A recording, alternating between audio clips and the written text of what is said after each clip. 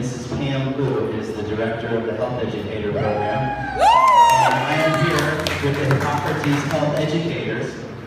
And we are all here together because we are going to talk about the science of plant nutrition. Can everybody hear me okay? Is it too loud? Is it just right? It's too loud? Okay, I think it's probably just right for the room. Is that right? And we're here because we're not here to talk about a diet. What does it imply when we're on a diet?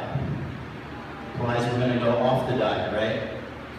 You guys want to come closer? Just a little bit? Why don't you come closer? In the back, want to come? Oh, by the back and everything. So, it implies we're going to go off the diet. We're here to talk about what's really become, for millions of us, a lifestyle. But even more than that, more than a lifestyle, we're actually out to change human history. We believe that we are leading the way to mankind's next step. Now, the health educators that are here from Hippocrates are here for a 9-week program, and so they're like my choir. They're going to hear the best sermon that the choir ever heard. So are we going to change human history? Yeah! That's right, that's what I thought. So I'm going to talk about, going to cover a lot of ground on the science of plant nutrition, and then the health educators, after I'm done presenting, are going to specifically talk about dairy, and namely their theme and their title is Dairy Deception.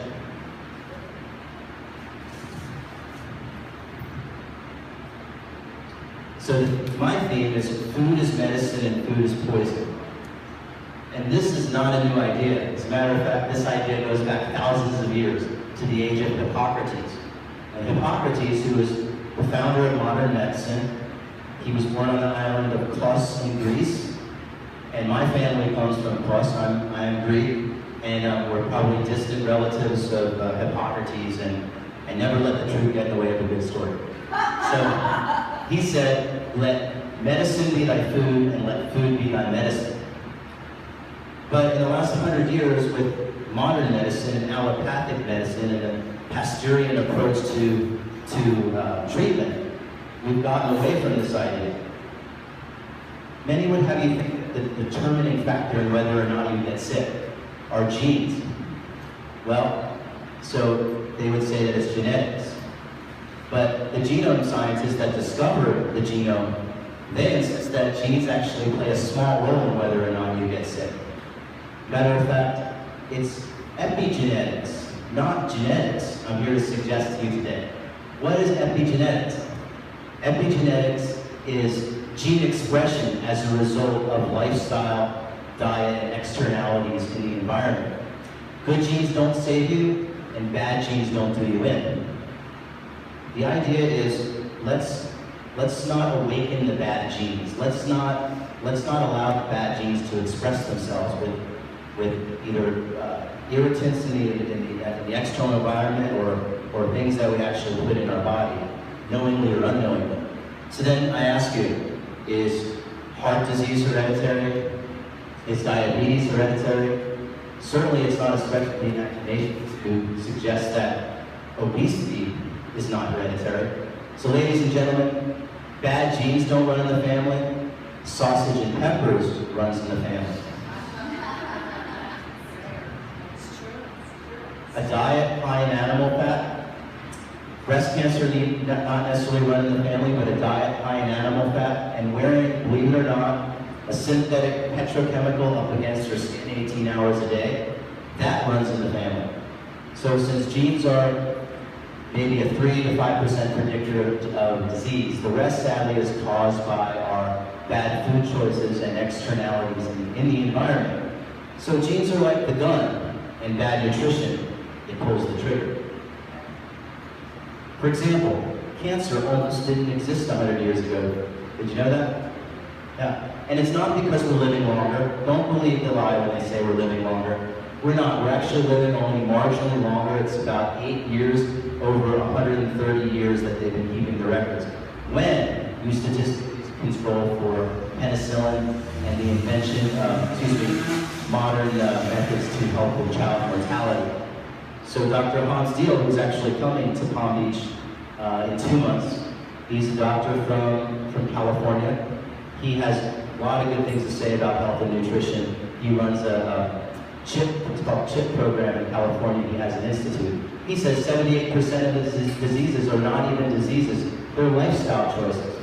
Dr. Caldwell Esselstyn, who we'll talk about in more detail, he is a heart surgeon at the Cleveland Clinic. He did thousands of open heart operations, and then he established with his studies that he says we have proof of concept that heart disease, the #1 leading killer in the United States, heart disease, is haltable, reversible, and resolvable with a switch to a plants-only lifestyle. Matter of fact, he had a more recent one, which I love. He calls heart disease a toothless paper tiger that need not exist, and if it does exist, it can be eliminated. The head of cardiology at the Cleveland Clinic says this. He's in his 80s now, he's not working at the Cleveland Clinic. He's lecturing around the world, talking about the things that we're talking about this afternoon. Dr. Colin Campbell, another giant in the nutrition field. He's a scientist. He was head of nutrition at Cornell, and he wrote a book called The China Study. How many have heard of The China Study? I highly recommend you read the book. It's about 700 pages. It's not the easiest read ever, but it's known as the Grand Prix of nutritional studies, and it actually comprises of hundreds and hundreds of studies, but the big one was the government-run study in China, where he establishes that the relationship between animal protein consumption and cancer and disease. The health of our nation, United States. The State of the Union is that we are a sick country. The leading cause of death in the United States is cardiovascular disease, otherwise known as heart disease, cancer, and diabetes. There's 4,000 heart attacks per day in the United States today. In 1928, there was only 1 per town. American seats, the standard size in 1900 was 17 inches, and now it's 24 inches. 70% of the population is either overweight or obese. And we try to treat these symptoms with pills or medical procedures, but we know that's not the answer. Furthermore, there are 500,000 open heart surgeries per year. About 40% of the grafted vessels will fail within 18 months. Why? Because folks have to change their lifestyle away from an animal-based diet to a plant-based diet. There's 1 million stents each year costing $35,000 each, and the stent is counterindicated unless it's inserted within 24 hours of a heart attack. Statin drugs, they do lower cholesterol, but there's no evidence that they reduce the risk of a heart attack, and as you probably are aware, they have some of the most insidious side effects that any patent chemical, otherwise known as prescription drug, could ever have. Bad stuff, bad stuff. Furthermore, the average doctor exam is 7 minutes long. This leads to prescriptive promiscuity. This one really gets me every time. Did you know that there's 250,000 deaths per year directly resulting from complications of prescription drugs? 36,000 of those deaths are from antidepressant drugs, people who are taking a pill that's supposed to make them happy, but they're so unhappy from these drugs that they, most of the time, will kill, 36,000 of them will kill themselves. Now, I'm too young to have been there, but the Vietnam War, 55,000 American troops, plus the enemy's troops, plus the collateral damage of civilian loss of life in Vietnam, died, and it tore the country apart. Do you remember that, Paul? You remember that? So, but this happens every year, and no one seems to bring it up. But the truth is that the Hippocrates Health Institute and the health educators here, we're all committed, and I hope that you're going to get a good message with a lot of information, because we're committed to shining the light of truth and to suggest and to plant the seed today with lots of good information that you can follow up on after today, that we can help change things. And I do have a handout for you that has some key slides with information that you're welcome to take home with you after today. 84% of healthcare is spent on chronic disease. We spend twice as much on healthcare as anywhere else, but we're only 50th in life expectancy. And there's the internet website that you can check out both sources there that I got that information. So what's the cost? It's expensive to be sick. $400 million in costs for heart disease every year. Diabetes is $300 million. Obesity, $200 million. Cancers, $125 million. Now I put gallbladder removal surgery, not because it's the fourth leading cause, but at a cost of $15 billion a year, and 500,000 people a year get gallbladder removal surgery. Did you know that there's a 100% cure rate on gallbladder pain if you simply find out what the food allergy is? But unfortunately, the approach today, and it's not all bad. I mean, I for one don't want to go back to the way it was 100 years ago, do you? I don't think any of us do. But there's definitely some distortions in the system. So they'd rather cut you open and take your organs out than find out that, or to tell you to not eat eggs, for example. So we've got some issues. We've got longevity of life issues. We're not living nearly to our genetic potential. And even if we were living longer, have you all heard of the rule of 6? The rule of 6 is that an organism will live 6 times its maturity age, and that's true across all of life in the world. So if humans mature at around age 20, the genetic potential of humankind is 120 years of age. So we're really not living up to our genetic potential. But we also have a quality of life issue because people are getting procedures, they're getting hip replacements, they're hooked on patent chemicals, prescription drugs, and they're spending the last decades of their life in nursing homes or with Alzheimer's disease, and that's a whole other topic, but they think that that's a result of some modern life externalities in the environment and maybe even diet, but we can't get into that today. We have a societal moral hazard that exists with all of this. And I'll give you an example of a societal moral hazard. The New York Times in November front cover, they featured a cover story with a 560-pound man, and he's obese, and he had to be hospitalized, and Social Security and Medicare are paying for his doctor bills. And the quote that they had of him in the newspaper is that he didn't like the food because it was bland. And I thought to myself, well, that's really interesting. I, a productive taxpayer, who pays federal, state, local taxes, and property taxes, I have to pay for his bad food choices. That's the classic societal moral hazard. It's kind of outside the discussion of nutrition, but I think it was worth bringing up. So what's the culprit? The culprit is what us vegans, it's a household word, or phrase, we call it the standard American diet. Otherwise known as the SAD diet. Have you heard of the standard American diet? Is that the first time? Raise your hand if that's the first time you've heard of it. Okay, good. Well, I'm glad that I could bring that acronym into the vernacular here in this room today so that you can hopefully remember it. The standard American diet is just like it implies, a typical diet that's out there, you know, your burgers, your fries, your cakes, your cookies, your ice cream, cheese whiz, processed food, pretzels, and so on. And here I was a couple weeks ago driving to Tampa to do something, and across Alligator Alley there's not a whole lot to do, but there was a truck stop, Jimmy's Sitco, and I thought, wow, gizzards. What the hell are gizzards? I mean, something to do, I think it's something with here, gizzard. But I think they're promising this, and it's a truck stop, so they're taking, I think what they're really doing is grinding up the old tires from the truck tires, and then putting some flour and then deep frying it, and that's what's on the right, but I couldn't prove it.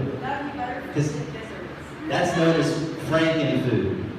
And unfortunately, frankenfood is what passes for a lot of what's out there today in our diet, and that's what's making us sick. So in the China study, sorry the writing's a little small, but by Dr. Colin Campbell, the book spans decades of research, and what he was able to establish with hundreds of bona fide studies is that the standard American diet of beef, chicken, fish, processed food, dairy, cheese are directly responsible for these diseases. Autoimmune diseases, brain diseases, cancer, diabetes, eye diseases, heart disease, and obesity, kidney stones, and osteoporosis, just to name a few. So let's break it down a little bit. Let's talk about killer meat. As we've established, heart disease is the #1 killer in not just the United States, but anywhere where they have what we know as diseases of affluence. There's two kinds of sicknesses in the world: diseases of poverty and diseases of affluence. Diseases of affluence is what we're suffering from in the United States, and it has to do with an animal-centered diet. And the problem with meat is it contains cholesterol. Did you know that your liver makes all the cholesterol you ever need? And that these conversations we have about good or bad, and if it's high or if it's low, it's all ridiculous, because if you're getting exogenous, meaning outside sources of cholesterol, that extra cholesterol, unless you're taking the terrible effect of the statin drugs, is sticking and collecting in your arteries and your veins. And it doesn't happen like slowly, where it slowly comes and narrows. That often happens, but what really happens where you get strokes is a piece breaks off and then it lodges somewhere else. And that's what happens really suddenly, and that's one of the problems there. But in addition to the fact that it's animal fat that's clogging our arteries, it's acid forming. It creates an acidosis condition in your body, and we'll talk more about that with dairy. I'm sure the health educators will be talking about that more with dairy. But it encourages IGF-1 production in your own body, but because you're eating the dead animal part, you're also taking in their IGF-1, which is usually spiked by the farmer to help them grow bigger. And that high IGF-1 is very well established that leads to directly related to prostate cancer and breast cancer. So that is a problem with meat. Of course, the antibiotics that they're feeding the livestock, that's also bad for us. That's also making us sick. Killer dairy. On the right, you see a picture that's pus from the udders of the cow. And in order to make that less of a problem, they overdose the animal with lots of antibiotics. And it's a very inhumane situation, by the way. Although my perspective, I come at all of this from a nutritional standpoint, and the rest kind of comes along with it. So it is another form of animal fat that's clogging our arteries. The antibiotics and the hormones is making us sick. But I think the biggest lie, maybe in the last 100 years that I can think of, is that milk does the body good. That it's a great source of calcium and it's strong for our bones. But what we know in real nutritional science will tell you that because dairy and milk is so acidic, that the body has to neutralize the acid condition that you created by drinking lots of milk. And it goes into the bones and actually leaches the calcium from the bones, and you end up literally pissing out your skeleton. So in the China study and elsewhere, they point to this study and that study where societies with the highest milk consumption also have the highest bone failure. Last but not least, the milk has the casein protein. How many have heard of casein? Casein has been demonstrated to be literally an on and off switch for cancer in laboratory animals. So we need to stay away from dairy. Killer fish. Many would have us believe that fish is a healthy alternative to the meat. But there's a great book called, right there, Killer Fish, and that's actually the cover of the book. I highly recommend that you read Killer Fish. It's only 100 pages, it's a really easy read. Read it in 2 days. And what he establishes, Dr. Brian Clement, from the director of Hippocrates, is that there is universal contamination of our streams and oceans, whether we're talking about the Puget Sound over in Washington, or the lakes and streams in Florida, or the Atlantic Ocean, or even the Sea of Japan. There is toxic levels of mercury. Well, it's any level of mercury, any level of lead is toxic. And I promise you that if you, like I used to, love sushi bars, and especially on all you can eat night, and you ate lots of fish, or you eat lots of fish, we have copious levels of mercury and lead. And I know because I was proof. There's a very good metals doctor that practices in Palm Beach Gardens, and you can see me afterwards if you'd like his name and number. But it's like an $80 test, and you can get a metals test, and then it's a 20-day pill worth of pills to chelate the metals from your body. You know that 10% of the people who are diagnosed with multiple sclerosis don't have multiple sclerosis. They actually have heavy metals poisoning. And it actually explains a lot of the unexplainable when people are just chronically sick and they don't know why the hell they are. A lot of it has to do with the fact that they have heavy metals poisoning. The poor doctors are just really unaware of it. So I want to make you aware of it. So fish is really just another form of animal fat that's clogging our arteries. Did you know that shellfish has 4 times the cholesterol that meat does? So you're almost better off eating meat in that case, in that sense.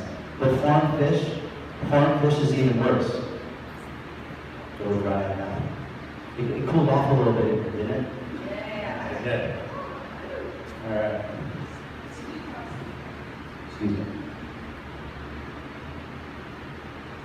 Farm fish is worse because the proximity of the fish, they're actually breathing, they're breathing the excrement from their close by neighbors, and they get so sickly from this close condition that they feed the fish pink dye in the farm-raised fish to make them look nice and pink and edible on your plate when you get it. But oh, by the way, the fish feed that they're feeding the farm fish comes from the outside source, the ocean fish. And that's contaminated with the heavy metal poisoning and so on. So you're getting it either way. So I'm here to suggest to you today, let's get our omega-3 and any other nutrient that we think we're getting from fish. Let's get it from the same place that the fish do. And where's that? They're getting it from the plants. Now we're not talking about apex predators like sharks. I love to dive with sharks. If you've seen my Facebook feed, you know that. But by and large, most of the tropical fish that I see right out here in the Atlantic Ocean at the Breakers Reef, they're all herbivores. They have a plants-only diet because they get their omega-3. Here are good plant-based sources for our consumption. Chia seed, hemp oil, flax oil, algae, and walnuts, for example. Like I said, I love to scuba dive. This is caught in the act. This is a parrotfish that I took a GoPro picture of, and he is chomping on the reef. That's where he's getting his omega-3. That's actually in the Mesoamerican reef in Belize. But there's lots of parrotfish that demonstrate that right here in Florida. So cause and effect. Karma is nothing but the law of cause and effect. And I'm philosophically speaking, in this regard, but I want to suggest that billions of years of evolutionary life on our planet suggest we're violating the harmonic laws of nature by eating the animal flesh from another animal and the byproducts from an animal. In short, we kill the animals and the animals kill us. Did you know that we're the only life form on Earth that cooks its food? So we have proof of concept, and we're going to go into that now, that we can restore and heal our bodies and minds with a raw, living food protocol. So, as you know, we're here affiliated with an activist. I'm an activist volunteer. I'm not an employee of Hippocrates, but having been through their program and having transformed my life, and those of you who know me, I've been practicing in the studio for about almost 12 years. And I've been a pretty chubby yogi, and I've been a more fit yogi. And thankfully, I think I'm more of a fit yogi right now because I went to Hippocrates Health Institute, and it is an alternative movement that's leading the way. It's been in operation for almost 60 years. It's only, it's 8 miles from here.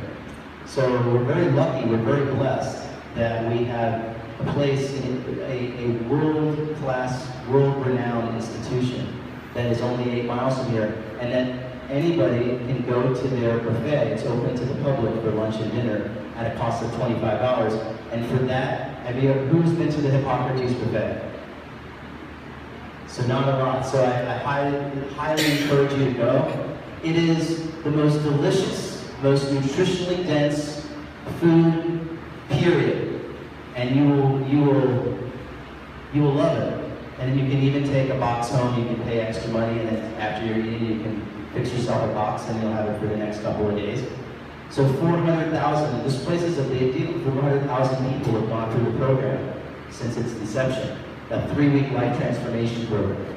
Thousands of people have gone through their health educator program. That's a 9-week program, and that's my choir here today are the health educators here. And they're going to be talking after this, as you know, about dairy and dairy deception more specifically. So this is me 4 years ago, about 50 pounds ago. And I changed my life, transformed my life with the power of raw foods, plants-only lifestyle. To the right of me, there in that picture, is my godson, Elias. He's also my nephew. And what I like about that picture is there's a contrast between the birthright of a baby who is born supple, happy, healthy, and along the way, with our free will and our lifestyle and both known and unknown, because we all fall short of the glory of God, right? We lose our way a little bit. But what I love about this lifestyle, living foods, plants-only lifestyle, it allows us to restore ourselves to our birthright. I'm going to ask you a rhetorical question, which I will give you then the answer, because I only have the one guy has the answer to the rhetorical question. What's the number one problem in the human condition? Number one problem in the human condition. It's free will. That's part of the family of what I'm going to say. Number one problem in the human condition is lack of self-realization. The idea that humanity suffers from this thing where people aren't quite reaching their potential, and many of them will leave this earth not fulfilling self-realization. And so I bring that up here because when you're carrying like a 50-pound gunny sack on your back all the time, it's very hard to be a self-actualized person. And I now that I'm on the other side, like I don't have that gunny sack on my back anymore.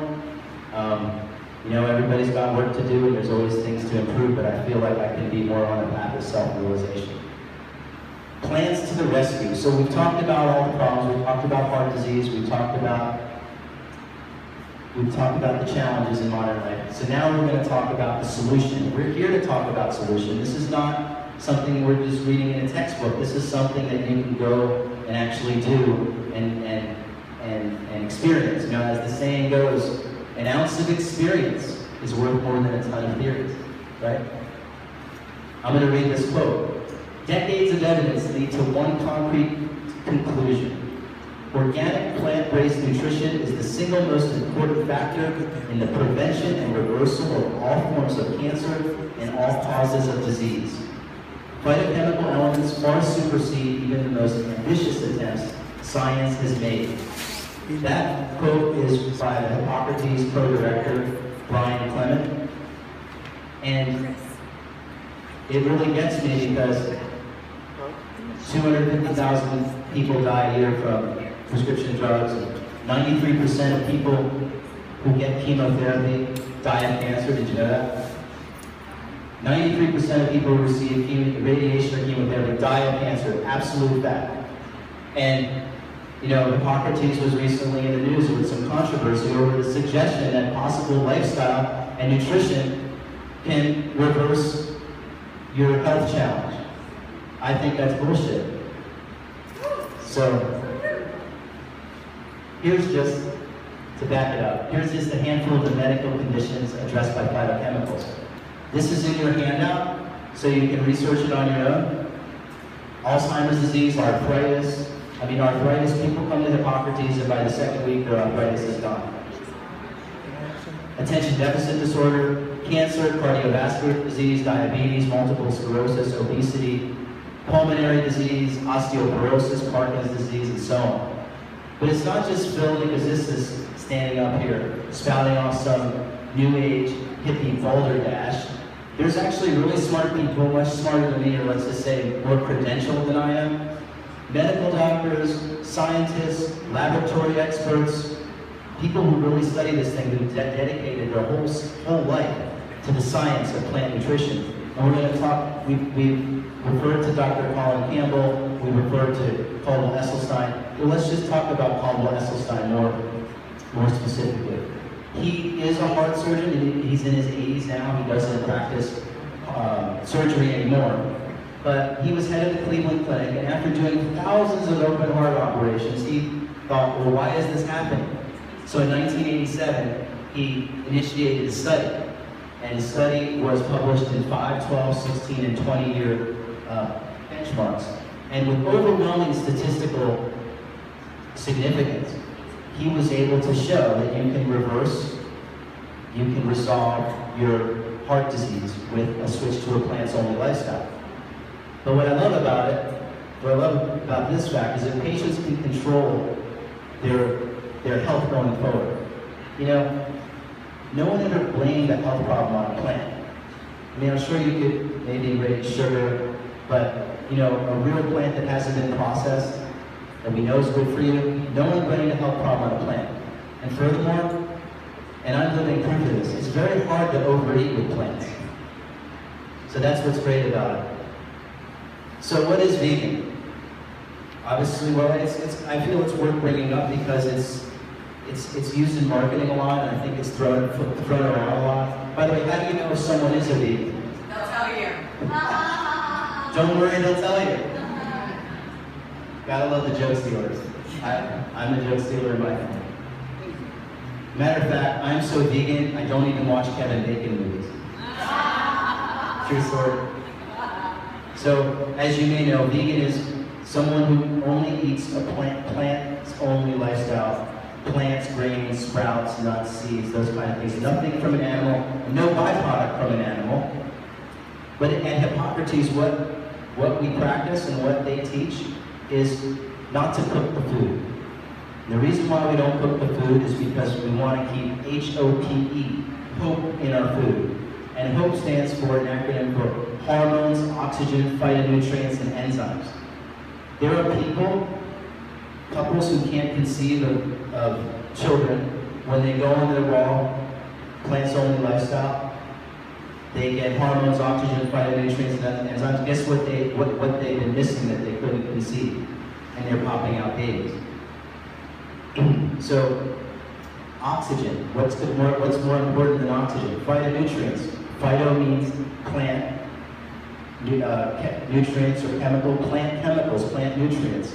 And try as they might, the scientists in the laboratories who are making patent chemicals to try to imitate plants, they don't even come close to the mysteries that we're going to unlock with plant nutrition. There's things we don't even know yet. We're talking about things we know, but there's so much more we don't know, so that the future is so bright. Another reason why we don't cook the food is because living food has enzymes. Enzymes are the parts that carry the nutrition into the cells and out of the body. So when you cook the food, you lose hope.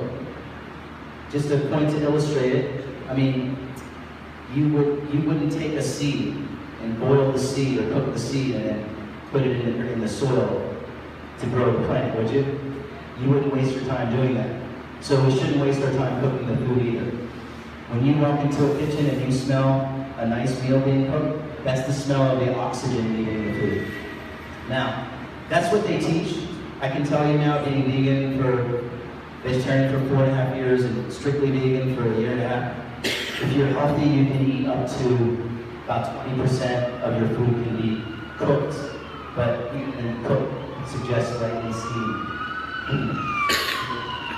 So we can't talk about plant nutrition without talking about sprouts.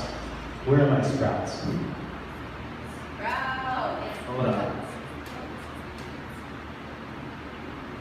Where did they get to?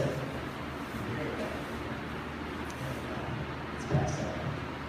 So I'm going to pass out some sunflower bean sprout and some pea sprouts. My favorite are the sunflower. Yeah. They're a perfect protein. They have all 8 amino acids. They're pre-digested. And why do I say they're a superfood that's going to save the world? They're going to save the world because they can literally solve for world hunger. Because they're so damn cheap.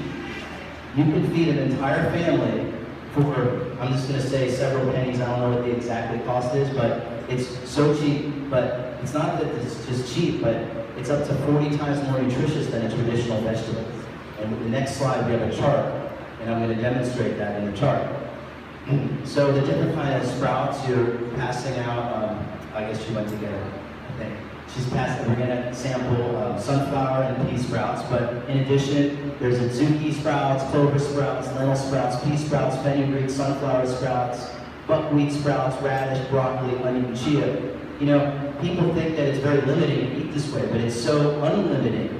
It's very repetitious and very boring when you've got the same steak or the same chicken in the middle of your plate. But when you take that out of there, then you've got all this other stuff that you can fill your plate with. So it's actually unlimited and very free. It's a freedom. It's a freedom. So sprouts are because they're raw, they're living, they're actually germinating. They're still growing when you eat them. They're pre-digested. They go right into the cell. They're carried by enzymes and they're germinated by soaking in water. So for example, one serving of buckwheat sprouted flax will contain lots of protein, fiber, calcium, iron, thiamine, riboflavin, niacin, vitamin B6, folate, phosphorus, magnesium, zinc, selenium, copper, and manganese. So here's a chart.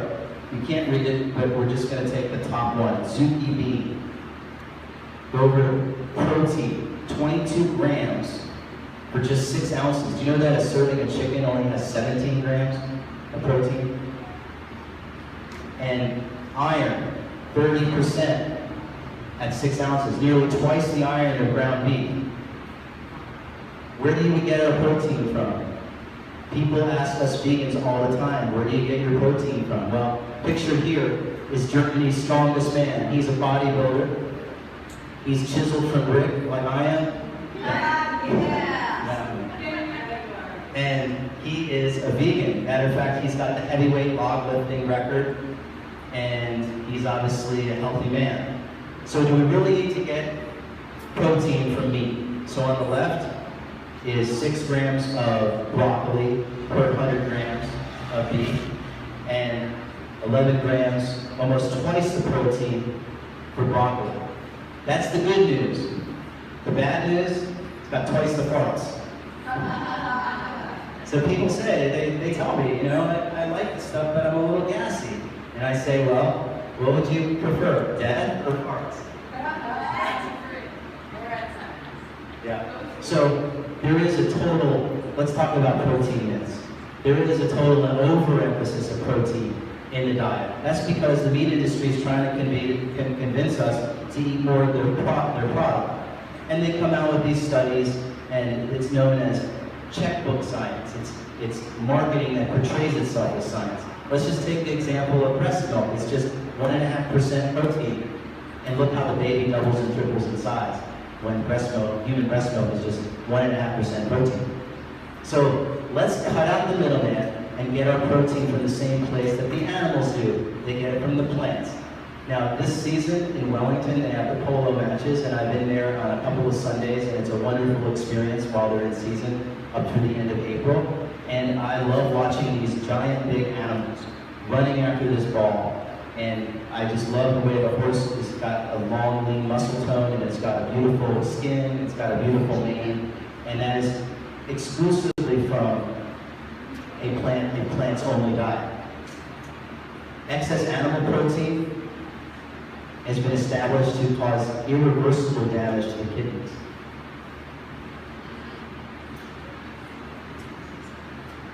Excess animal protein also is acidic, and that becomes uric acid, and that creates an acidosis condition in the body. So we can't fully talk about being vegan if we don't talk about juicing. Juicing is medicine, and at Hippocrates we love to teach and practice juicing. I drink about 1.5 liters of non-sugary cold-pressed vegetable juice a day. And the reason why we juice is that juicing is medicine. Why do I say it's medicine? Well, look at the slide on the left. That's a cornucopia of vegetables. Let's say I filled this table with vegetables and I said, eat that food. You wouldn't get very far, right? But if I was nice and I was in a good mood, I would take those vegetables and I would juice it for you. And then we would make several large, glasses of the juice, and we drink it throughout the day. We maybe have enough left over for the next day, and you're getting all of those concentration of, you're taking out the fiber, because you're getting it from the other food, and that's okay, but you're getting all the micronutrients, all the concentration of phytochemicals in that green drink.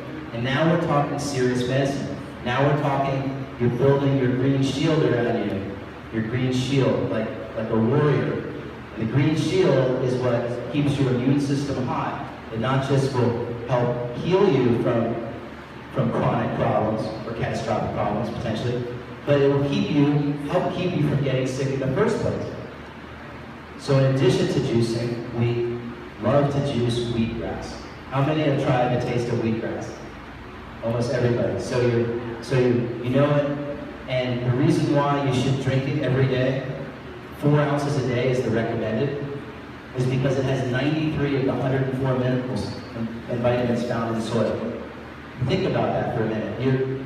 Most of the health problems are from a nutritional problem or can be helped by adding nutrition, but you're getting 93 of 104 minerals found in the soil. You're doing pretty good.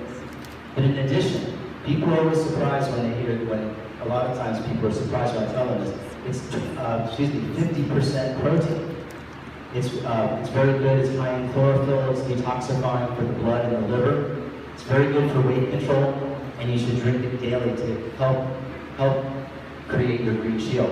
Now here's a graph, a chart of wheatgrass, and I want to demonstrate here 3 ounces of wheatgrass has 25 grams of protein versus chicken is 17. It's got all kinds of other good things here. Even B12, it's got almost 2.5 times the B12 that chicken does. People say, well, you need to get your B12, but you know, there is an issue with wheatgrass. Maybe the B12 is not bioavailable, but if you're cooking your meat, you're scrambling up the molecules there too, and you're probably decoupling the bioavailability of the B12 there as well. So is all of this extreme? That's the idea that we have to consider. Well, Cole Rasselstein, this is his picture, and he stars in the DVD Forks Over Knives. Have you all seen that? Highly recommend you see Forks Over Knives. He says 500,000 people will take a vein from their leg and they'll sew it onto their coronary artery after they have their chest cracked open. Some people would call that extreme. I certainly do. Here's a doctor telling his patient the same thing. We could open up your chest, sew a vein onto your coronary artery at a cost of $100,000 and take you months to recover, or we could put you on a vegan diet.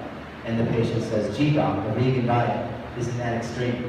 So what I'm here to suggest to you today, I just want to plant the seed, and I hope I've done a good job of doing that in our modern life, and I don't want to go back to the way it was 100 years ago, but I also want to point this out. What's normal is abnormal. The standard American diet is normal, but it's abnormal. Cutting out your gallbladder is a routine procedure that's successful, but it's abnormal. The standard American diet is abnormal. This is in your handout, my food list, so it's not rocket science, but to help you put this into reality and into practice, you can take this to the new Whole Foods. Have you all been to the new Whole Foods in West Palm? Big fan, love it. It's like the next level, that place, right? I just want to move in there or something, rent a little section in the back or something. It's still there. So yeah, this is in your handout, and it's my food list. And sometimes when I travel and I'm going to a place, I'll actually send them this, and so we know that we're on the same page. In your handout also is alternatives to cow's milk. Did everyone have a taste of the yummy milk alternative that the Hippocrates Health Educators brought? It's wonderful. This is also in your handout, my daily regimen. What I do on a daily basis, how I live, how I exercise. I practice yoga here on a weekly basis. I practice Pilates on a regular basis. I'm a scuba diver. That's a physical sport. I'll be diving tomorrow in the Atlantic Ocean. So that's in your handout. And here is a reading list, internet, and documentary list that's also in your handout. And I want, sorry? Oh, I have a separate one. I'm going to hand that out when I'm done. Yeah, sorry if you were looking for it. You will get it in a moment. Vegan sources, local vegan sources. There's really, as hard as it is to be this way, it's really as easy as it is, because we have Amazon, we can order things on Amazon. We have got sprouts, supplies locally, wheatgrass, and all my leafy sprouts, the ones that I've passed out. Everybody should have a good grass dealer in their speed dial. And they're my grass dealer. Everyone needs a good grass dealer. There's even a local private chef that will come to your house on a weekly basis and give you some good food that'll last you several days, so that's in your handout. So the reason why we do all this is because life is awesome. So it's a little philosophy for you. And the philosophy is there's no more important freedom than health freedom. When we are sick, we are not free. When we are sick, we are not happy. A little more philosophy. All life comes from the sun. The reason why we eat raw, we eat living foods, is because the plants have something to do with sun, right? And has something to do with photosynthesis. And when we eat this way, it's like getting a sunlight transfusion, and we feel awesome. But number two, and it's a little more serious, all health centers around the immune system and getting rid of inflammation. If I had to sum up most chronic health problems, it's all inflammation existing, getting rid of inflammation. So the reason why we tell you to eat a plants-only raw food lifestyle is because it boosts the immune system. The reason why we tell you to move your body around is because it boosts the immune system. The reason why we ask ourselves to change our attitude, because it boosts the immune system. The reason why they tell you don't wear plastic clothes like Lululemon is because those petrochemicals leach into your skin, leach into your body, and it suppresses the immune system. So all life comes from the sun, all health centers around the immune system. And number three, my favorite, which kind of ties it all together, it's simple but not easy. Do the things that are good for you, and don't do the things that are bad for you. So in closing, I'm an avid scuba diver. I've been traveled scuba diving. I was skiing 2 months ago in Colorado on vegan power, and I was skiing about 30,000 vertical feet a day, which was 20 or 30 miles, something like that. And so the raw living food, plants-only lifestyle gives people joy. Gives you lots of energy, gives you lots of joy. But the standard American diet, unfortunately, gives people pleasure. And pleasure is a temporary sensation. It can never be satisfied.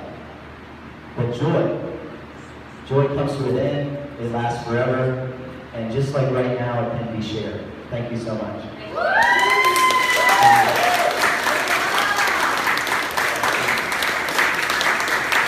Thank you so much. I want to mention also, I forgot to thank someone who is not here. And that is the owner and director of Bikram Yoga of Palm Beach, Karen Drost. And she is our hero. Yeah, let's give a big hand for Karen. She's our hero because I've known her for a long time, and she has built and nurtured a community that is a treasure. And all of us who are here that belong to the studio know exactly what I'm talking about. And so big props and big kudos to Karen for opening up her business to us and allowing Hippocrates to come here. And I think that's all I have. Do you any announcements right now before the health educators come? Yeah, I'll just introduce them. Okay, here, take